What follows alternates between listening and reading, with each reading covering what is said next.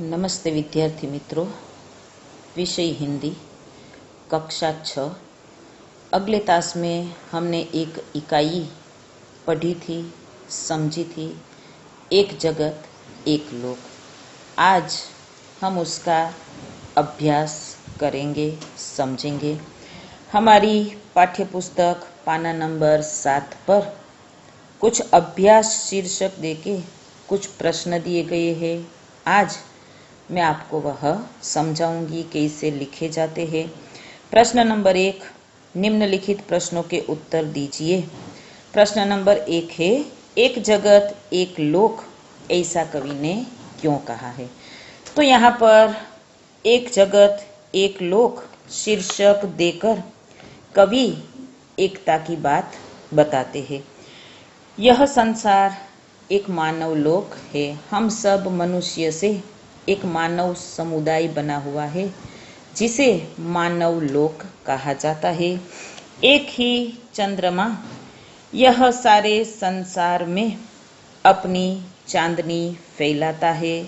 अपना रात के अंधेरे में चांद अपना प्रकाश देता है।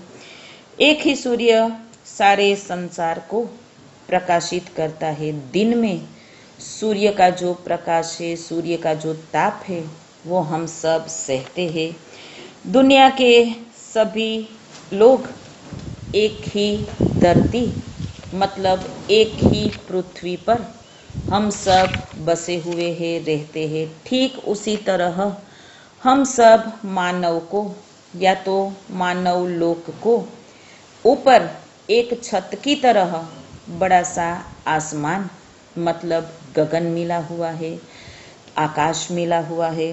तो इस आकाश के नीचे, इस आकाश रूपी छत के नीचे हम सब रहते हैं। इस प्रकार प्रकृति के यह जो अलग अलग तत्व है, हम सब के लिए एक है।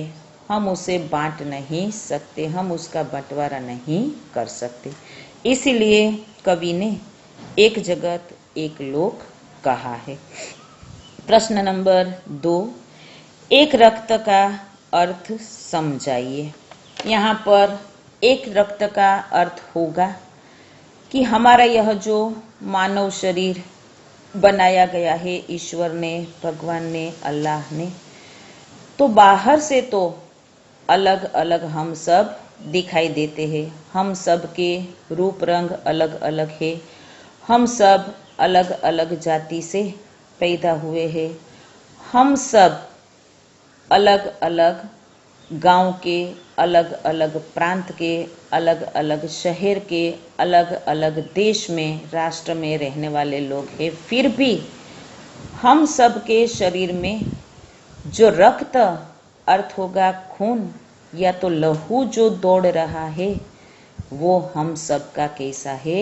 एक है। और सबके लहू का रंग, खून का रंग लाल है। इसलिए यहाँ पर कवि ने कहा है कि एक रक्त, रक्त में हम सब में क्या है? समानता है।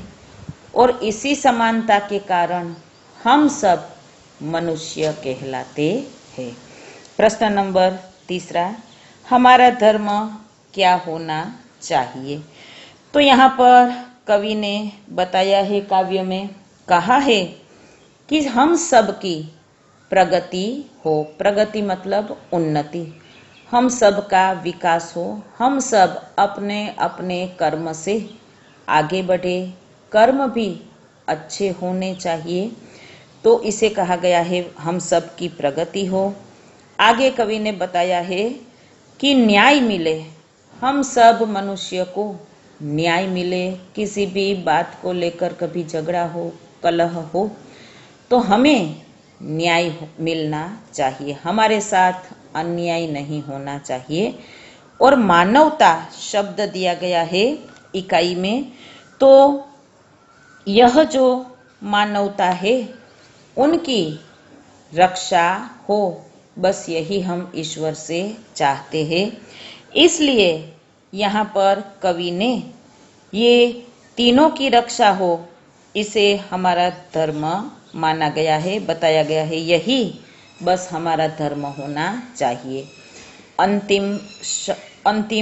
में मैं आपको बताना चाहती हूँ संक्षेप में कि हमारी उन्नति हो, प्रगति हो, हमें न्याय मिले, अन्याय का सामना न करना पड़े हमें कभी, और मानवता जो है वो मानवता की रक्षा हो, बस यही हमारा धर्म है।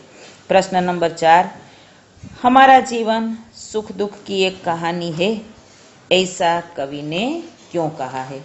तो अंतिम प्रश्न में बताया गया है, कवि कहना चाहते हैं कि सभी मनुष्य के जीवन में कभी सुख के दिन आते हैं तो कभी कुछ दिन दुख के आते हैं।